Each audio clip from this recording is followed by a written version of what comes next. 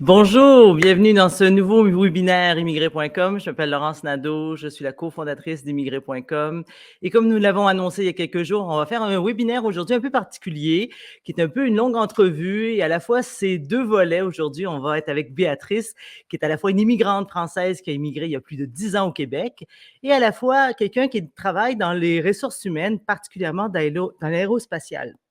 Donc, Béatrice, bonjour. Bonjour, puis bonsoir à ceux qui nous écoutent. Oui, absolument. On est là dans le bonjour. Évidemment, on est en direct de Montréal aujourd'hui, une journée verglacée. Hein, c'est incroyable. Ça glisse Oui. dehors. Donc, voilà. Alors, Béatrice, on va se tutoyer parce que c'est un peu bizarre. En même temps, ça fait 10 ans maintenant que tu écris. Bon, sporadiquement, beaucoup au début, tu écrivais sur le blog d'immigré.com en tant que Béatrice Montréal. Et encore cette semaine, tu nous as fait un dernier petit billet, là, justement, Oui. pour parler de l'esprit autour du confinement et comment le Québec embrasse le déconfinement et tout ça, et avec ta petite touche RH dans tout ça. Alors, donc, c'est une entrevue qui aura lieu en deux volets. Dans un premier volet, on va parler avec Béatrice plus de Bonjour. personnel, hein, ton processus, en tout cas, pas le processus d'immigration, là, mais disons depuis plus de 10 ans ici au Québec, et vers la fin un peu plus sur le recrutement dans ton domaine maintenant en aérospatial, et puis toutes les RH et le marché du travail en général par rapport au Québec. Alors Béatrice, donc, il y a plus de 10 ans, avec ta petite famille du sud de la France, tu as décidé de venir au Québec. Tu avais déjà un peu une expérience à l'étranger et tu avais une formation en communication et marketing. Peux-tu nous parler un peu d'où tu viens finalement? Oui, merci Laurence. Écoute, d'origine française, effectivement, du sud de la France, de la Côte d'Azur, puisque je suis née à Toulon. Donc, j'ai fait Hey. des études dans le sud de la France et aussi je suis allée en Espagne, à Barcelone, et plusieurs années en Angleterre, du côté de Londres. Donc, c'est pas ma première expatriation, en effet, mais j'avais vraiment cette envie de découvrir, de rencontrer des gens de différentes cultures. Puis c'est vrai qu'avec le Québec, il y a quand même cet avantage de la langue qui nous rapproche. Donc, il y a de ça 12 ans, en fait, ça fait même plus que 10, oui, 12. On a quitté la France. Moi, je travaillais à temps en virtuel, en mode virtuel pour l'Angleterre, toujours, mais depuis la France, parce que je venais d'avoir deux petites. On a décidé donc de quitter pour s'installer proche de Montréal, en fait dans la banlieue. On n'est pas dans le centre-ville de Montréal. On est venu pour le travail de mon mari. Et puis c'est ça, lui il travaille dans la même entreprise depuis 12 ans, il a l'air d'aimer ça. Moi j'ai un petit peu bougé et là je me retrouve aujourd'hui plus dans le secteur aérospatial. Donc là, quand on vient du sud de la France, surtout, que ça soit au Québec ou partout dans le monde, c'est un peu un endroit un peu fantasmagorique, merveilleux. Waouh! Pourquoi quitter le sud de la France et venir s'installer au Québec, surtout en plein mois de février? C'est une bonne question à poser en cette journée glacée. Pourquoi? Qu'est-ce qui a fait, qu'est-ce qui a été l'étincelle, Béatrice? Écoute, pourquoi le Québec? C'est parce que quand on a eu nos deux jeunes enfants, là, nos deux bébés, deux filles, on se voyait pas les élever en France. Là. Je porte ce pays dans mon cœur, néanmoins, j'avais envie d'autre chose pour mes filles, quelque chose de plus tranquille, plus serein, dans lequel elles puissent grandir et avoir le temps de vraiment de profiter plus de leur enfance. Donc, je cherchais quand même à les préserver. Nous cherchions à les préserver. Donc, le Québec avait quand même une bonne réputation pour ça. Moi, j'avais un cousin aussi qui habitait la ville de Québec, donc il m'avait donné de l'information. Et lui aussi venait à l'origine du sud de la France, du côté de Marseille, et puis il a fini à la ville de Québec, donc encore plus au nord que moi. Donc, je me suis dit, c'est pas pour rien, et il est lui aussi en recherche de tranquillité. Donc, il y a ça qui m'a intéressée, l'aspect de tranquillité, le fait que ça parle français. Puis, il y a des accords quand même entre la France et le Québec au niveau que ce soit des études ou de la retraite. Donc, c'est pas un gros risque, je trouve, là, de venir s'installer au Québec quand on est français. Puis, on est proche aussi des États-Unis, d'Amérique latine. Là, il y a vraiment plein de choses à découvrir. Tu es arrivée donc avec deux petites, comme tu as mentionné. Vraiment, elles étaient toutes petites à l'époque. 4 mois, la plus jeune, Oui. hein, vraiment. Tu avais 27 ans. La plus petite avait 4 mois. Deux petites de moins de 2 ans. Comment s'est passé, grosso modo, ton installation? Il y avait ton conjoint qui avait donc un emploi, Oui. mais comment ça s'est passé, ton installation plutôt? Alors nous, on est arrivé avec l'aide de Montréal International, qui est un organisme à but non lucratif qui est mandaté par le MIFI, c'est le ministère de l'immigration, Immigration. de la francisation. Donc, il y avait un accord avec l'employeur de mon mari pour nous faire venir, nous aider à nous installer dans le sens où il faut avoir notre permis de conduire, il faut faire la démarche auprès de la sécurité sociale d'ici, etc. Donc, on a été quand même pas mal encadrés. Ça, c'était vraiment apprécié. Puis, donc, il faut le mentionner, ton mari est quand même dans vraiment un profil très, très recherché, n'est-ce pas? Oui, ingénieur en aérospatial, effectivement. Donc, c'est comme ça qu'on est arrivé. Moi, je suis arrivée avec un profil de visa ouvert, donc je pouvais quand même travailler rapidement n'importe où. Mais les 2 premières années, je les ai consacrées pour rester à la maison et m'occuper des filles, c'est qu'on s'installe bien, qu'on s'intègre bien. Puis aussi, ça prend du temps quand même pour trouver une place en garderie subventionnée, on ne se le cachera pas. J'oserais même pas demander en combien de temps, à ce moment-là, tu es venu au Québec, parce que maintenant, là, c'est catastrophique. Les délais, surtout quand on passe par une immigration normale. En plus, dans ce cas-là, tu avais carrément un employeur. C'était un employeur carrément qui vous a accueilli, qui vous a organisé votre arrivée. J'imagine que vous êtes arrivé en moins de 6 mois, c'est ça? 4 mois. Oh mon Dieu. Bon, il y a 12 ans. On est vraiment désolé pour tous les auditeurs qui sont partout en Europe, en Afrique et qui écoutent ça, 4 mois. Bon, faut pas rêver à ça. À moins, est-ce que ça pourrait être possible encore aujourd'hui quand on est dans un profil très, très recherché? Je dirais plus du 8 mois pour un profil recherché de ce que j'entends là. Ce qui était plutôt il y a 10 ans, peut-être à peu près 9 mois, 8 mois pour venir dans l'immigration ordinaire, là, disons 12 mois, une année. Et bon, enfin, c'est un peu triste de constater ça. On en parlera un peu plus tard. Donc, pour ta part, bon, ton conjoint il est toujours au même endroit depuis 12 ans et donc ingénieur en aérospatial. Pour ta part, tu as pas mal bougé, je pense. Oui, effectivement, j'ai travaillé dans quelques entreprises à Montréal et en banlieue de Montréal. Puis là, en ce moment, je travaille pour une GRAP, donc un organisme à but non lucratif, et je suis en charge de tout ce qui touche de près ou de loin à la relève et à la main-d'œuvre en aérospatial. Donc, je pourrais vous en parler des heures. On a vraiment besoin de monde ici. Puis, on recherche des Français parce qu'il y a une grosse industrie aérospatiale en France, là.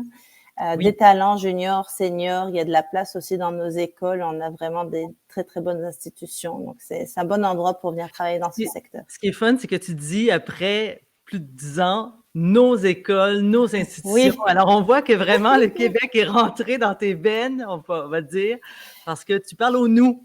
C'est vrai. Bien. Je suis canadienne depuis 3 ans officiellement. J'ai mon passeport. Bon, voilà. Et donc, par rapport à l'installation, toi, en tant que jeune famille, je veux plus revenir sur ton processus, parce que ça reste quand même la même chose qu'on a avec des jeunes enfants. Il y a beaucoup de préoccupations par rapport à l'éducation et à la santé. Comment ça s'est passé, ça, pour ta jeune famille à l'époque? Oui, ça c'est vrai que c'était un choc. En France, on avait un pédiatre, on le voyait tous les mois, c'était bien clair. Ici, tu arrives, tu n'as plus de pédiatre, tu n'as plus de médecin généraliste, tout est à refaire. À l'époque, on avait un 3 mois de carence aussi, mais ça passe vite, là, à moins de se casser une jambe. Mais donc, c'était un petit peu difficile les premiers temps, je te dirais, parce que je découvrais le système. Donc, quand les enfants tombent malades, puis à cet âge-là, ça tombe tout le temps malade, on se retrouvait à aller dans des cliniques sans rendez-vous.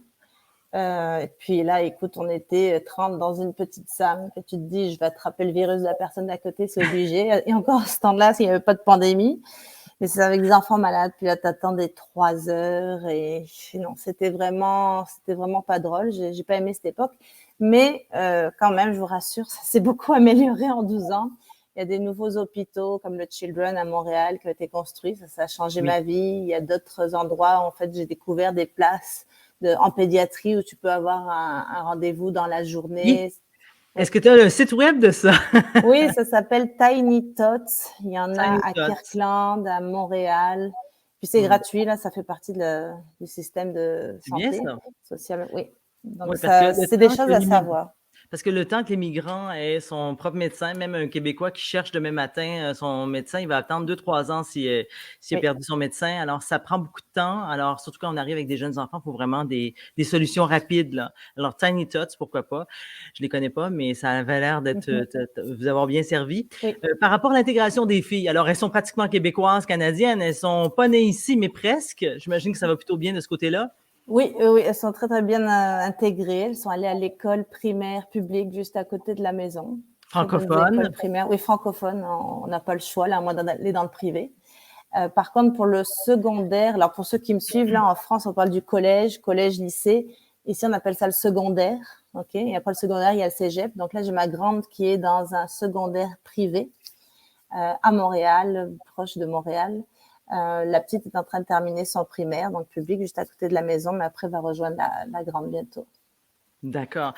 Bon, alors elle, par rapport à leur rapport avec la France, il est comment? Est-ce que tu les considères des petites Françaises en Amérique ou vraiment des petites Québécoises, des petites Canadiennes? C'est des petites Québécoises, là, et puis elles le disent souvent, là. Des fois, quand je les reprends pour une phrase qui est peut-être pas très, très bien construite, elles disent, maman, je suis québécoise, c'est comme ça qu'on parle. Qu'est-ce que tu as trouvé? Parce qu'au départ, bon, c'est sûr que vous êtes venu pour une opportunité au niveau du travail, mais vous cherchiez une certaine quiétude par rapport à la qualité de vie. Est-ce que vous avez trouvé ça?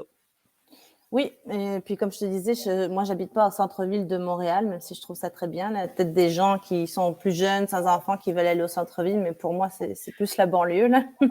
Donc Oui, c'est c'est ça. résidentiel, c'est familial, il y a plein de parcs partout, des petits bouts de forêt à droite à gauche. Oui, L'été parce tout qu'il y le a monde beaucoup, est à vélo.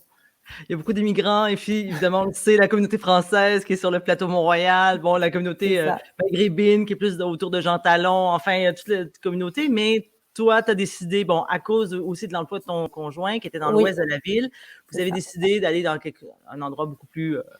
Oui, on est sur l'île Perrot, donc on est sur une île, mais c'est pas une île paradisiaque des tropiques là, mais c'est quand même entouré d'eau et On est c'est comme, très moi aussi, tranquille. moi, je suis à Montréal, mais je suis sur une île Mais officiellement. oui, Bon, aujourd'hui, c'est sûr qu'on est loin des tropiques, mais oui, ah, je comprends très bien. Et par rapport à ton conjoint, est-ce que la façon de travailler ici a été différente de ce qu'il a connu en France? Parce qu'il y avait déjà une expérience de travail en France, en oui, oui, oui, aérospatiale. effectivement. Mais tous les deux, on avait travaillé en Europe. Écoute, la différence, je sais pas s'il y avait vraiment une grosse différence dans la façon de travailler, si ce n'est qu'ici, tu tutoies ton boss et ton PDG. Tout le monde se dit tu dès le premier jour. Donc ça, c'était plutôt la grosse différence par rapport à la France où tout le monde se vous voit là. Et c'est d'ailleurs mon problème quand je rentre en France, je tutoie tout le monde et c'est hyper gênant quand je m'en rends compte. Donc à part le tutoiement, je te dirais que les différences, c'est peut-être que tu peux progresser plus rapidement. En tout cas, c'est l'impression que j'ai. Mais il y a quand même une belle ouverture de ce côté-là. Quel a été ton plus gros choc culturel en venant t'installer au Québec? Mais écoute, on va forcément parler de la météo, c'est certain. Là, ce matin encore, c'était de la pluie verglaçante. Je vous rassure, c'est pas comme ça tous les jours. Ouais. Aujourd'hui, là, c'est vraiment quelque chose de compétition, on va dire, là. Oui, C'est, c'est ça. Ce matin, en déglaçant mon pare-brise, j'ai pété mon essuie-glace. J'étais bien contente. Puis là, je pensais à notre webinaire d'aujourd'hui. Je dis, mon Dieu, qu'est-ce que je vais leur dire? Mais c'est pas comme ça tous les jours. Mais c'est vrai qu'il faut quand même sortir l'hiver. Il faut pas faire l'erreur de rester chez soi et de se dire, oh non, il fait trop froid, je veux pas sortir. Il faut essayer de profiter de ce que l'hiver a à vous offrir. Donc, du ski de fond, on a du ski alpin aussi. C'est pas des grosses montagnes, là, c'est des petites collines, mais quand même, il y a du oui. ski alpin, ski de Oui, fond. parce que les Alpes canadiennes, c'est vraiment les Rocheuses et c'est pas au Québec. Alors, c'est Non. ça. On a des montagnes à vaches ici au Québec, mais on fait quand même du ski avec de la vraie neige. Oui, mais il faut sortir, c'est ça. Puis il faut profiter de chaque saison, de ce que chaque saison en fait a à offrir. Moi, j'adore par exemple le printemps, les mois de mai et juin. Là, je les trouve vraiment magnifiques, il fait beau. Puis les saisons sont vraiment marquées, comme à l'automne aussi. L'été indien, c'est vraiment magnifique, les arbres qui changent de couleur. Puis ici, on célèbre beaucoup Halloween, qu'on célèbre peut-être moins en France, en tout cas de là où je viens, Halloween, le 31 octobre, il se passe pas grand-chose, mais il y a vraiment des fêtes marquées pour chaque saison. Puis c'est ça qui est beau. Puis les gens décorent énormément, que ce soit pour Noël ou Halloween. Donc ça crée une ambiance là de quartier vraiment sympathique. Puis aussi, ce qui est bien ici, c'est qu'il y a beaucoup d'emplois. C'est aussi une des raisons pourquoi on est venu. En France, on est quand même un plus petit pays en termes de taille par rapport ne serait-ce qu'au Québec. Alors, je ne parle pas du Canada. Puis il y a beaucoup de monde, il n'y a peut-être pas assez d'emplois. Alors qu'ici, le taux de chômage, il est relativement bas, là, très très bas. Et il y a vraiment beaucoup de travail. Moi, je vois passer des offres d'emploi tous les jours dans toutes les catégories d'emploi. Donc, si on veut travailler, on peut travailler. Là, il me semble que le taux de chômage en ce moment au Canada il est de 2,6%, si je ne me trompe pas. Oui, ben écoute, on va en parler plus amplement après. On m'a demandé, je vois une question de Gilbert, puisque je le vois qu'elle est tout à fait à propos, comme on a parlé beaucoup de l'intégration des enfants. Je pense qu'ils sont installés à Singapour parce qu'ils parlent des enfants singapouriens qui ne parlent pas français, qui parlent plutôt l'anglais. Comment tu penses que les enfants vont s'adapter rapidement à l'école en français au Québec? C'est en quelques mois? Écoute, il y a des services de francisation qui sont offerts dans les écoles. Okay? C'est sûr que plus ils arrivent jeunes, plus c'est facile pour eux. Parce que vous n'avez pas le choix que de les mettre dans des écoles francophones pour ce qui est du public. Mais là encore, vous pouvez très bien dire, bon, ben, moi, je paye dans le privé, puis là, vous envoyez dans une école bilingue ou plus anglophone, voire trilingue. Là, il y en a plusieurs qui existent. Mais si vous allez dans le public, vous n'avez pas le choix que d'envoyer votre enfant dans le francophone. Et là, c'est vrai que c'est quand même pas facile parce qu'on leur demande de parler français. Même à la cour de récréation, ils se font reprendre si jamais ils parlent anglais. Donc ça, je trouve ça un petit peu dur pour eux. Il y a des services de francisation, mais on va pas se le cacher qu'on manque de personnel partout, surtout dans les écoles. Donc, c'est pas quand même faramineux. Donc, si les parents ne parlent pas eux-mêmes français à la maison, il faut pas l'effort de mettre la télévision en français, etc. Ça va pas être facile pour ça. Mais le mieux, c'est que les enfants se fassent des amis, qu'ils jouent avec les voisins, puis ils vont apprendre comme ça. Et aussi, on me pose la question, je vois encore Gilbert, qui mentionne que ses fils est français, en tout cas, est-ce que c'est mieux d'arriver en été? Vous êtes arrivé à quelle saison au Québec? On est arrivé au mois de juin, effectivement. Oh. Début juin, donc on a eu tout l'été pour s'installer tranquillement puis s'acclimater relativement tranquillement pour l'arrivée de l'hiver. Donc, c'était une bonne période, je te dirais, oui. Quelqu'un qui arriverait au mois de janvier, février pourrait prendre peur. C'est ça que je dis un peu souvent lors de conférences et autres. C'est sûr qu'arriver au mois de novembre, parfois on n'a pas le choix, on a un contrat, voilà, on a été embauché, puis on arrive au mois de novembre. Mais c'est évident qu'avant que tous les Québécois hivernissent un petit peu, là, on n'est pas des ours, là, mais disons que c'est sûr qu'on va moins sortir, les terrasses et tout ça, on va un peu moins penser à ça. Donc, d'arriver en plein mois de janvier, c'est plus difficile peut-être, parce que les 6 premiers mois, il y a tellement d'adaptation. Si ça peut se faire sans je sais pas, 20 centimètres de neige partout et moins 40 tout le temps. Mais pas que moins 40, je vais pas effrayer les gens, mais il y a quelques journées au mois de janvier où ça peut être très, très froid. Ben, c'est plus facile aussi pour te faire rapidement des contacts, des amis, que si tu arrives à la belle saison, au printemps ou à l'été, ben forcément, là, tu vas pouvoir rencontrer du monde dans les parcs. Moi, ce qui m'était arrivé, au mois de juin, juillet, j'allais dans les parcs autour de la maison, il y en a beaucoup, puis c'est comme ça que j'ai rencontré mes meilleurs amis aujourd'hui qui ont des enfants du même âge. Donc, si c'était en plein hiver, je sais pas, est-ce que je serais allée au parc? Ben oui, j'y serais peut-être allée, mais moins. Donc, ça aurait été moins propice à la discussion. Puis aussi, c'est vrai que les déménagements au Québec, ils sont beaucoup au 1er juillet. Donc, tout le monde déménage et tout le monde veut des déménageurs et louer des camions. Donc, c'est vrai que d'arriver un petit peu avant juillet pour chercher un logement, c'est une bonne période. Et en plus, c'est ça. Quand on a des jeunes enfants, ce qui est merveilleux, c'est que c'est une intégration complète dans la société québécoise. On rentre facilement en contact avec d'autres Québécois qui sont des immigrants ou de souche. Disons que c'est ça un peu l'avantage comparativement à quelqu'un qui arrive un peu plus âgé. Les enfants sont déjà assez grands. Il est plus difficile de rentrer peut-être. Est-ce que tu as trouvé ça difficile de te faire des connaissances ici, localement? Non, moi j'ai pas trouvé ça difficile, mais je suis quand même une personne qui va de l'avant, qui va se présenter, qui attend pas dans son coin. Donc je pense que ça m'a aidé. Après le travail, ça permet beaucoup de se socialiser. On se fait des amis au travail. Puis il y a beaucoup de Français. Et puis l'air de rien, ça rapproche quand on est des expatriés et qu'on se retrouve. On a beaucoup quand même d'amis français. Mais j'en ai des Québécois, des Mexicains, des Cubains, de très bons amis. On va peut-être plus parler un petit peu du fameux marché du travail. Alors, tu en as parlé un petit peu, nous a donné quelques idées, quelques images générales. Bon, il y a une pénurie, il y a un taux de chômage très, très bas. Je pense que c'est sûr qu'on l'annonce sur le site depuis des années, même si c'est pas idéal et qu'on cherche pas nécessairement dans tous les domaines des nouvelles personnes, mais il y a plusieurs domaines qui sont très chauds, on va dire. Quel est l'avantage, d'une façon générale, toi, de ton observation, Béatrice, des nouveaux arrivants, des immigrants, par rapport à l'emploi? Écoute, je te dirais que si on prend l'exemple des Français, souvent les Français sont quand même très éduqués, ils ont fait beaucoup d'études. On voit les jeunes en ce moment qui ont de la difficulté à chercher un emploi, ils poussent de plus en plus leurs études. Donc, tout le monde a fait une maîtrise ou un master aujourd'hui en France, en tout cas beaucoup. Donc, c'est souvent des personnes très éduquées qui arrivent. Donc, ça, c'est bon pour le marché du travail au Québec. Sinon, si j'aurais des conseils à donner aux personnes qui veulent venir, assurez-vous déjà que vous avez le droit de travailler, parce que moi, sur LinkedIn, j'ai souvent des personnes qui me contactent en me disant, j'aimerais travailler. La première chose que je leur dis, est-ce que tu as commencé tes démarches quand même administratives? Parce que oui, si tu te trouves un employeur qui te fait venir, c'est formidable, mais si tu veux vraiment venir, commence tes démarches, puis ça va prouver aussi à ton futur employeur que tu es vraiment motivé. Donc, vous assurez que vous pouvez travailler, votre visa, etc. Après, Oui, pour la... Oui. oui, vas-y, pour la Ah non, retraite, t'allais dire? j'allais continuer sur des petits conseils pour la recherche Oui, de oui, travail. J'allais dire, recherche.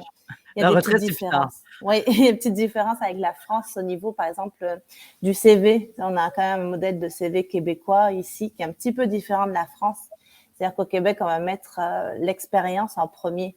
On a tendance à faire primer l'expérience sur le niveau d'études. On va commencer par ça, alors que de mémoire, en France, on commençait plus avec les études sur le CV ou à mettre de l'avant son parcours académique. Puis ce qui Alors, il y a une ressort, petite question oui. d'Hortense. Bonjour Béatrice, peux-tu nous recommander un site dédié donc à l'emploi dans l'aérospatial? Bah dans l'aérospatial, oui, allez sur notre portail, l'aéroportail, et sur LinkedIn, il y a la page aussi de l'aéroportail, c'est moi qui la gère en fait. Puis je partage toutes les offres d'emploi au Québec en aéro, peu importe le site web, la source. Donc sur cette page web, enfin cette page LinkedIn, tu vas trouver vraiment toutes les offres d'emploi en aéro. Puis vous me Et là, je retrouverez voyais aussi tout sur à l'heure LinkedIn. quelqu'un qui se posait des questions par rapport à Montréal International. Bon, le Oui. site web, c'est montréalinternational.com, mais le problème, c'est que c'est quand on est sélectionné qu'on est pris en charge par l'organisme sans but lucratif. C'est un organisme relié au gouvernement, donc ce n'est pas vraiment par soi-même qu'on peut faire une démarche vers Montréal International. Ils ont un site web sur lequel tu peux créer ton profil candidat, déposer ton CV, puis les recruteurs Oui, vont le voir. Donc, OK. je vous engage à aller fouiller un petit peu sur leur site web, regarder sur les médias sociaux. Il y a quand même moyen de déposer son CV. Il y a une base de données qui est en train de se remplir. Il y a beaucoup de gens souvent que je rencontre dans les conférences ou ailleurs qui me disent, bon, si je trouve un emploi avant, c'est sûr que c'est la piste pour aller un peu plus rapidement pour venir au Québec, mais encore faut-il être dans un emploi recherché pour le Québec. Où est-ce que tu suggères aux gens de se renseigner là-dessus ou comment peuvent-ils rencontrer en ligne des employeurs québécois? Pour les démarches administratives, moi, je les renverrai vraiment vers le site du gouvernement du Québec, là, les voir sur pour toutes les dernières nouveautés, parce que c'est quelque chose qui change régulièrement. Puis ensuite, je sais qu'il y a, je suis pas une experte en immigration, mais il y a le fameux EIMT. Il faut que le recruteur puisse prouver qu'il n'arrive pas à trouver cette personne sur le sol québécois, qu'il a fait des démarches, des efforts avant de recruter à l'international. Donc, écoutez, moi, je pense que vous pouvez toujours essayer de postuler depuis la France, mais je vous conseille quand même d'entamer vos démarches à l'avance si vraiment c'est votre désir. Quelqu'un qui serait un ingénieur en aérospatial particulièrement, là, est-ce que c'est à peu près certain qu'il va trouver rapidement un employeur québécois prêt à l'engager puisqu'il y a une telle pénurie? Oui, il y a une grosse pénurie, donc effectivement, il y a des entreprises qui vont faire les démarches, pas toutes, là, je peux pas m'engager à leur nom, mais il y en a qui vont faire en sorte de vous aider à venir, effectivement. Et est-ce que par rapport, tu parlais tout à l'heure de la formation au Québec en aérospatial, c'est relié à l'ETS, je crois, ou c'est quel? Pas seulement, l'ETS, c'est pour le niveau universitaire. On a plein de belles universités, l'ETS, McGill, Concordia, Université de Sherbrooke, Université Laval, j'espère que j'en oublie pas. Donc, il y en a beaucoup des universités, effectivement, polytechniques, c'est celle-là que je l'ai oublié. Mais au niveau collégial, donc le collégial ici, c'est le niveau, je dirais, un peu l'équivalent d'un BTS, DUT, en quelque sorte, en France. On a des écoles spécialisées qui offrent ce qu'on appelle des DEC, des diplômes d'études collégiales. Donc, on a l'ENA, l'École nationale d'aérotechnique à Saint-Hubert, donc proche de Montréal. C'est une grosse école magnifique, unique en Amérique du Nord, qui forme des techniciens en entretien d'aéronefs notamment. Et on a aussi des écoles professionnelles, donc suite au secondaire, donc ce qu'on appelle le collège-lycée en France, on peut rentrer directement là et obtenir un diplôme professionnel pour devenir par exemple machiniste ou travailler sur des structures d'aéronefs. Donc il y a vraiment des belles écoles. Puis il y a des accords avec la France. Les étudiants de France peuvent venir étudier gratuitement dans nos écoles. Puis nous, c'est sûr qu'on espère les garder ensuite parce qu'on en a besoin. Gratuitement au niveau universitaire? Oui, en tout cas, niveau. Tu veux dire tu veux dire au même tarif que les étudiants québécois? Au niveau Oui, collégial et professionnel, oui. oui. Oui. Oui, c'est un Donc, gros c'est vraiment avantage. intéressant pour les Français. Oui. C'est quoi le désavantage du marché du travail québécois? Parce qu'on généralement, il y a une bonne réputation, hein, si on peut dire, hiérarchie plus souple, relax, possibilité de bouger plus facilement. C'est quoi les désavantages du marché du travail auxquels tu as peut-être été toi-même confronté, peut-être? Désavantages, je sais pas si vraiment il y a des gros désavantages. C'est certain que quand tu arrives, que tu n'as pas encore de première expérience, ben, ils te connaissent pas, donc il faut que tu te fasses cette première expérience-là. Mais une fois que tu es lancé, là, c'est pas un problème. Ensuite, t'as pas un désavantage par rapport à un Canadien ou un Québécois. Bon, il y a quelqu'un justement qui souligne, Éric, qu'il faut faire attention, il faut être inscrit à l'Ordre des ingénieurs du Québec pour se dire ingénieur. Alors, c'est sûr que le plus gros désavantage, c'est évident peut-être pour plusieurs, c'est qu'il faut déjà avoir une reconnaissance de l'ordre professionnel. Bah, pas Évidemment. forcément. Là, j'aimerais nuancer. Oui, si Oui, tu veux pouvoir oui. signer ingénieur aérospatial, n'importe quoi d'autre, si tu veux pouvoir signer les documents à titre d'ingénieur, oui, il faut que tu sois reconnu par l'OIQ. Sinon, tu es ce qu'on appelle un membre technique. OK? Donc, tu ne signes pas ingénieur, mais au niveau de ton salaire, de ta reconnaissance de tes diplômes, tout ça, ça change rien du tout. C'est juste pour ta signature qu'effectivement, il faut passer par un ordre pour pouvoir signer, notamment à titre d'ingénieur. Est-ce qu'il y a justement des démarches simplifiées? Quelqu'un pose, Godefroy, pour les jeunes diplômés ingénieurs, justement, pour venir au Québec. Écoute, est-ce qu'il y a des démarches simplifiées? Ça dépend. Tu veux venir en tant qu'étudiant, tu veux venir en tant que travailleur, là. Déjà, c'est pas la même chose. Tu peux venir avec un visa d'étudiant qui te permet quand même de travailler à 20 heures par semaine. OK, puis au moins, tu es déjà sur place. J'avoue que c'est plus facile pour trouver une job, même si tu as un visa encore temporaire d'étudiant, bah, tu es sur place. Donc, pour l'employeur, c'est quand même intéressant. Il n'a pas besoin de te faire venir. Est-ce que ça répond à la question ou est-ce qu'il voulait plutôt venir pour travailler directement? Alors, on attendra de voir ça. Ah, un futur jeune diplômé, dit-il, Futur Godefroy. jeune diplômé, donc pour une première job, c'est ça que tu veux dire? Ben écoute, là encore, commence tes démarches. Puis oui, postule à distance, là, c'est pas impossible. Essaie de te renseigner auprès de Montréal International, c'est Montréal qui t'intéresse, ou Québec International, c'est plus la ville de Québec dans la capitale nationale, ou tout ce qui est Chaudière-Appalaches. Toi, évidemment, tu es d'origine française, mais tu t'adresses pas seulement à des immigrants d'origine française, là, parce qu'il y a des gens, je vois des Tunisiens, je vois Oui. quelqu'un, je pense, d'origine sénégalaise qui s'inquiétait un petit peu, là, d'une façon générale. Comment ça se retrouve sur le marché du travail québécois, dépendamment de son origine? Mais écoute, il y a beaucoup de gens, effectivement, du Maghreb, là, qui m'écrivent souvent sur LinkedIn, là. Puis, ben, je répète, moi, je suis pas une experte en immigration, là. Je suis juste une expatriée aussi qui essaie de rouler sa bosse, là. Mais ce que je vous dirais, c'est que pour les Français, c'est vrai que c'est plus facile de venir. J'ai l'impression qu'il y a des échanges et des accords en place avec la France, le Québec. Le Maghreb, je crois comprendre que c'est un petit peu plus compliqué. Mais c'est pas impossible. On a beaucoup de communautés, effectivement, qui viennent de Tunisie ou de Maroc, qui s'installent. Et il y a une grosse, en plus, industrie aérospatiale au niveau du Maghreb. Donc, beaucoup de gens vraiment qualifiés avec des belles expériences du travail qui voudraient venir ici. C'est juste que ça va prendre un petit peu plus de temps. Céline qui pose la question s'il y a des... Oui, alors là, on vient de donner ton lien Oh boy. LinkedIn. Tu auras plein de nouveaux amis. Oui. Alors, donc, Céline, y a-t-il des salons aéro ou y a-t-il des échanges entre entreprises aéro et demandeurs d'emploi? Oui, ça arrive en temps de COVID. On en a fait des virtuels. Là, on va avoir un événement que j'organise en fait le 7 mai à Montréal, au centre-ville. Donc, je vais en parler sur LinkedIn pour ceux que ça intéresse, mais c'est vraiment plus du présentiel, donc il faudrait être sur place là. Mais vous pouvez monter dans un avion et venir nous voir en mode touriste là, ça nous fera plaisir. Mais sinon, en mode virtuel, là, utilisez beaucoup LinkedIn. Moi, j'utilise énormément. Allez suivre la page de l'aéroportail sur LinkedIn. Allez voir sur l'aéroportail aussi. Vous pouvez créer votre compte gratuitement avec votre CV en ligne. Vous pouvez aussi m'écrire, me l'envoyer. Moi, je peux le faire passer si vous avez une entreprise particulière en tête là qui vraiment vous intéresse. Alors, je vois qu'il y a également beaucoup de questions sur le CAQ, sur Arima et tout ça. Évidemment, aujourd'hui, ce n'est pas un webinaire sur les démarches d'immigration et les visas. Il y en a eu d'autres. Vous pouvez chercher sur notre canal YouTube, YouTube pour voir d'autres séminaires. Et il y en aura d'autres par la suite. Bientôt, on va en préparer un autre sur les visas et puis les questions d'une façon générale avec un immigrant et un avocat en immigration. Je voulais encore lancer une question de Hortense qui demandait s'il y a un ordre spécial pour les docteurs en sciences aérospatiales, par exemple. Un au ordre niveau du spécial de doctorat? docteur en Hmm. sciences, là, je Non, sais hein, c'est pas. l'ordre des ingénieurs, simplement. Un ingénieur Mm. en aérospatial se rapporte à l'ordre. Ouais, après, c'est un ordre pour le doctorat, non, ça, je sais pas. Mais on a des doctorats ici, donc on va savoir de quoi il s'agit, là.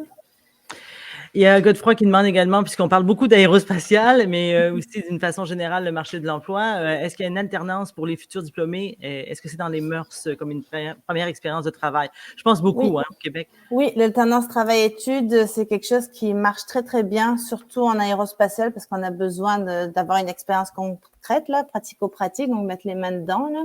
En tout cas, au niveau technicien ou au niveau plus plancher. Donc oui, il y a de la TE, ce qu'on appelle la TE, alternance travail-études. Les écoles telles que l'ENA en offrent aussi. Les MAM aussi offrent des petits stages. Donc les stages, c'est quelque chose qui tourne vraiment bien au Québec. On est habitué. Puis c'est aussi une première entrée effectivement au sein d'une entreprise, là, de faire un stage de disons 4 mois. Ça permet à l'employeur de tester un petit peu et puis voir s'il t'embauche après. Et oui, puis moi, au fil de mon métier ces dernières années, j'ai beaucoup constaté que les universités québécoises avaient peut-être une des choses qui était vraiment très appréciée, c'était le fait qu'il y avait beaucoup de stages concrets, qu'il y avait de coop, comme on dit. Oui. Donc, je pense que c'est une touche québécoise particulière dans plusieurs domaines, ou dans les domaines techniques, évidemment, là, où ça se fait, où on peut. Alors, vraiment, je pense que le Québec est même avant-gardiste par rapport à ça. Je ne pourrais pas comparer toutes les formations Oui. qu'il y a en France, mais je pense que c'est assez fort à ce niveau-là. On offre beaucoup de stages, mais aussi de micro-stages, donc des opportunités d'apprentissage de courte durée pour vraiment familiariser les étudiants au métier et puis à l'entreprise, en fait. Il y a Eric qui souligne également les Journées Québec, évidemment, qu'il y a partout, chaque année, 2 fois par année, en France. Et également, ils vont se promener un peu partout. Il faut toujours surveiller ça biannuellement. Il y a Ella qui demande, est-ce qu'il y a d'autres profils qui sont recherchés dans l'aérospatial à part les ingénieurs? Oui, ben oui, on parle toujours des ingénieurs, mais c'est pas juste l'ingénierie. On a besoin de tout le monde. Au niveau du plancher, on a besoin de techniciens, ça je l'ai déjà dit, les machinistes aussi. Mais je veux dire qu'on a besoin de monde vraiment partout, là. C'est impressionnant dans les fonctions de support aussi, là, tout ce qui est logistique, achat. En ressources humaines aussi, puisqu'on est en pénurie de main-d'œuvre, tout le monde recherche des recruteurs et des gens de RH. Donc, même les recruteurs, il y a même une pénurie de recruteurs. C'est fou quand même. Oui, c'est assez impressionnant. Puis c'est des bonnes conditions de travail, des bons salaires quand même. On n'est pas à plaindre, donc c'est une belle industrie. Là. Pas la seule qui recrute là, mais il y a vraiment de l'emploi en tout cas. Alors, une question qui vient d'Algérie. Est-ce que je peux travailler comme ingénieur sans passer par l'ordre des ingénieurs? Tu ne pourras pas signer ingénieur, tu pourras être membre technique, membre du personnel technique, mais pour signer ingénieur, il faut être reconnu par l'ordre. Donc, il y a un petit examen à passer. Et après, de mémoire, il y a une petite cotisation annuelle. Il y a certaines entreprises qui remboursent cette cotisation à leurs employés, là, pas toutes. Mais il faut le savoir, il faut rester dans l'ordre. Donc, tu passes ton examen. Après, pendant 2 ans, tu es jugé junior. Alors, si tu le passes à 40 ans, pendant 2 ans, tu es jugé un peu junior. Ça fait bizarre. Mais après, tu passes à un niveau plus senior. Donc, si tu as besoin de ce titre-là pour signer des papiers au niveau de ton entreprise, ça vaut le coup. Mais ça t'empêche pas non plus de travailler là si tu l'as pas. Mais de toute façon, de façon générale, quand il y a plus de 45 ordres au Québec, quand on n'est pas reconnu par l'ordre, c'est toujours un peu complexe. Quand notre métier, quand on doit exercer avec le titre, et est-ce que ça ne veut pas dire non plus une diminution par rapport au salaire? Non, en tout cas, moi, de ce que j'ai vu, non. Le fait que tu sois inscrit à l'ordre n'est pas un problème au niveau du salaire. Comme je te dis, c'est plus pour la signature des documents officiels. Dans ta signature de courriel, tu peux pas écrire ingénieur en quelque chose si tu es pas passé par l'ordre, effectivement. Sophie qui demande si tu connais Aéro Emploi. Oui, je les Oui, connais. Des fois, on travaille avec eux. Aéro Emploi, c'est une entreprise privée, hein, donc une entreprise à but lucratif qui offre aussi des services de recrutement. Donc, ils organisent des événements de recrutement virtuels. Ils ont une plateforme où tu peux mettre ton CV, tout ça. Donc, nous, c'est l'aéroportail. C'est un petit peu différent, mais l'un n'empêche pas l'autre. Il y a Gilles qui demande pour travailler pour Airbus sur le site de Mirabel. Où faut-il postuler? Tu m'écris sur LinkedIn, je vais faire suivre ton CV. Et tu vas avoir beaucoup de questions. Oui, c'est très gentil. Elle le fait ça aujourd'hui bénévolement, hein, pour votre plaisir. Alors, il faut quand même le mentionner. Au niveau de l'âge, le marché du travail et l'âge, est-ce que c'est autant un frein que dans d'autres pays? As-tu l'impression ici au Québec, Non, Béatrice? vraiment pas, parce qu'on a une pénurie d'emploi, on a plein de monde qui partent à la retraite, puis là, les entreprises sont mal prises. Il y en a plusieurs qui ont rappelé leurs Oui. employés retraités pour les faire revenir, ne serait-ce qu'à temps partiel. Donc, on cherche à garder le monde le plus longtemps possible. Donc, non, ça, c'est pas un problème. C'est vrai que ça, c'est dans plusieurs domaines. Il y a un rappel aux nouveaux retraités, là. Bon, une autre question, est-ce qu'il y a des... bon, c'est ça, au niveau... Mais, OK, y a-t-il des restrictions côté âge? Donc, on en a parlé. Côté aéronautique, maintenance, formateur en sciences techniques. Ah, des formateurs, oui, on a besoin de profs et de formateurs aussi. En fait, on a besoin de tout le monde. Donc, la réponse est oui à tout. Oui, oui, on a besoin de vous. OK. Venez. Mais là, en même temps, il y en a qui vont dire, bon, là, évidemment, toi particulièrement, Béatrice, tu n'as pas une formation en aérospatiale, mais tu t'es retrouvée à travailler là-dedans. Oui, Bon, il n'y a pas que ce domaine-là, mais toi-même, personnellement, tu as un master, hein, tout à l'heure. C'est bien oui, que c'est tu as ça. précisé, parce J'ai qu'il y en a donc qui sont... un bac en économie sociale en France. Après, j'ai fait une maîtrise en gestion des entreprises et un master avec une spécialité en marketing pour les hautes technologies que j'avais fait à Toulouse, effectivement. Mais j'ai beaucoup bougé, donc j'ai très peu travaillé en France, en fait. J'ai surtout travaillé en Angleterre, un petit peu en Espagne, puis au Canada, donc depuis une dizaine d'années. Il y a une fois qui demande si c'est possible de savoir un peu plus sur le statut de junior dans l'ordre des ingénieurs. Ah, ben, il faut aller sur leur site web. Allez Ouais. sur le site web de l'OIQ, vous allez voir toute l'information. Puis sur leurs médias sociaux, ils vont mieux vous répondre que moi, là. Je veux pas dire de bêtises.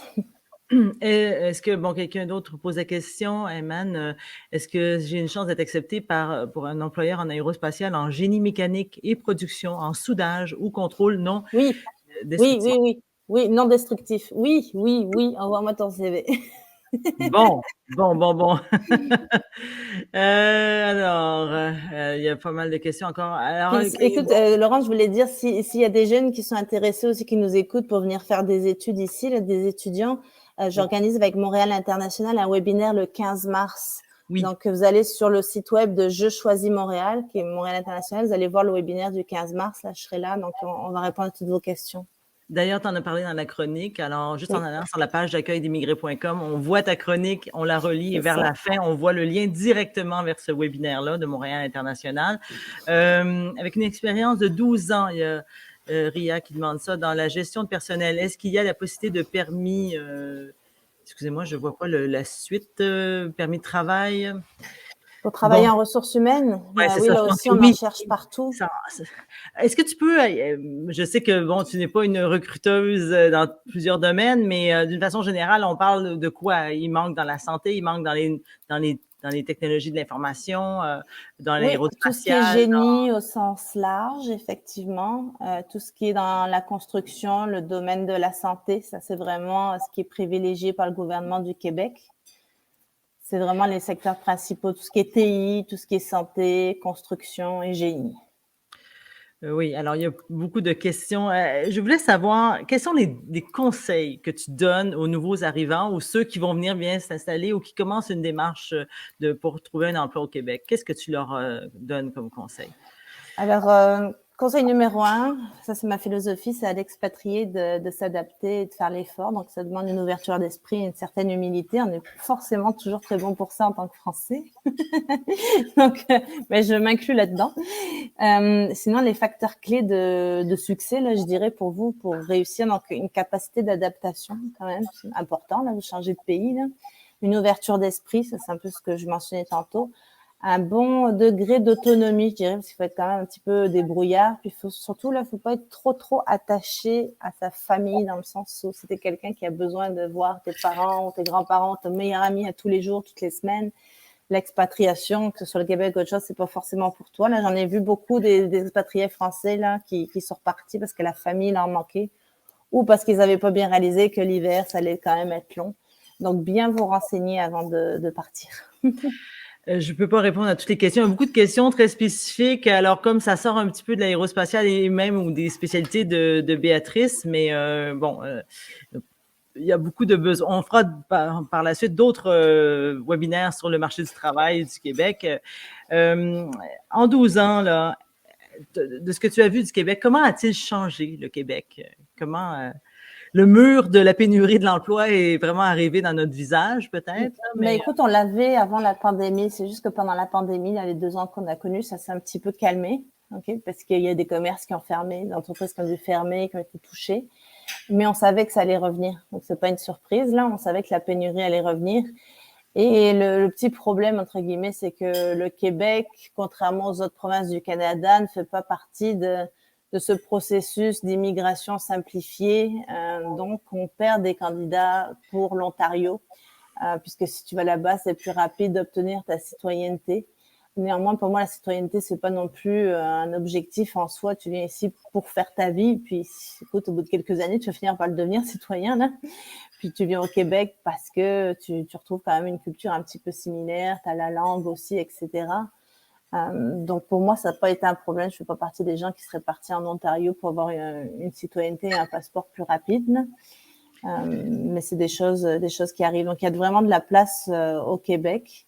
Puis, si vous voulez que je vous donne des conseils aussi, donc pour chercher du travail, je peux répondre à ça aussi. Là, j'avais commencé à parler tantôt du CV, Laurence. Est-ce que je continue là-dessus? Vas-y, continue. Ok. Donc, c'est ça, comme je vous disais tantôt, on commence plus ici par l'expérience professionnelle et ensuite les diplômes. Donc, c'est ça qu'on met de l'avant. Ensuite, ce qui est important, c'est beaucoup aussi les compétences comportementales. Donc, on parle de soft skills là en anglais. Donc, par exemple, sens de l'écoute, sens de l'initiative, travail en équipe. Mais sans mentir, parce qu'on va vous demander des exemples.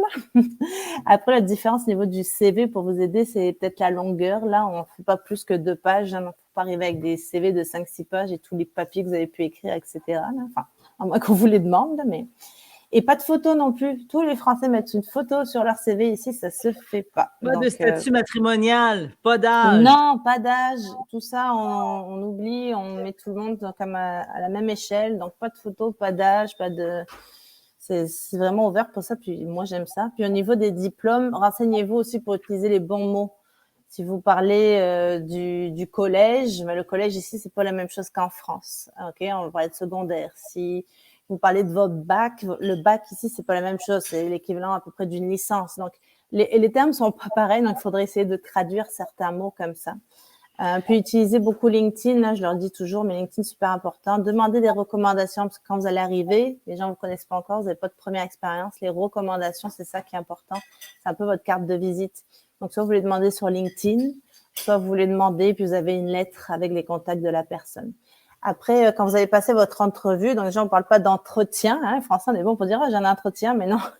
À moins de dire un entretien d'embauche, ici, on parle d'entrevue. Donc, ça commence souvent avec une entrevue téléphonique ou Zoom. Là, on est devenu bon avec ça. Puis, en plus, oui. Ensuite, une entrevue plus sur place. Alors, ils vont vous demander les copies des diplômes, des listes de références. Donc, il faut vraiment avoir tous vos diplômes, vos copies, tout ça, là.